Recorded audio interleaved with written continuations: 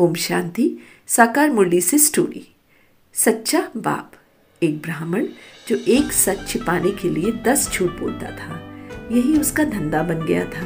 परिवार के सदस्य भी उसे समझाते कि आखिर में सत्य की ही जीत होती है, परंतु वो ब्राह्मण झूठ बोलना नहीं छोड़ पाता।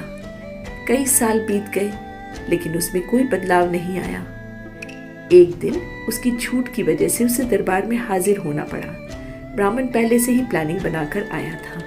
मंत्री ने जैसे ही उसके ऊपर इल्जाम लगाया, ब्राह्मण हर बात को नकारता रहा और सच साबित करने लगा।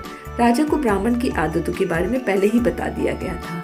राजा ब्राह्मण की बातें सुनता रहा, लेकिन राजा बड़ा दयालु था और सभी को सही मार्ग पर चलने की शिक्षा देता था। राजा ने ब्राह्मण को कहा, सच्चे बाप के साथ अंदर बाहर सच्चा बनो, तभी देवता बनेंगे। तुम ब्राह्मण ही तो फरिश्ता बनते हो और फिर फरिश्ता देवता बनते हैं। राजा की बातें सुनकर ब्राह्मण तो आश्चर्यचकित हो गया। मैं तो अपने आप को बुद्धिमान सोचता था कि मेरे जैसी इस दुनिया में कोई है ही नहीं, लेकिन राजा की बात ने ही मुझे मेरी सब बातों से उपराम कर दिया। राजा ने ब्राह्मण से कहा, ड्रामा के ज्ञान में मूंझना नहीं, रचयिता और रचना के राज को यथार्थ समझ आस्तिक बनना है। अपनी बुद्धि को हद से निकाल बेहद में ले जाना है। इन सब रहस्यों को जान ब्राह्मण ने राजा से माफी मांगी। ने ब्राह्मण को माफ कर दिया। अब ब्राह्मण सूक्ष्म वतनवासी फरिश्ता बनने के लिए संपूर्ण पवित्र बन गया। आत्मा में जो किचरा भरा है उसे याद के बल से निकाल साफ करने लगा।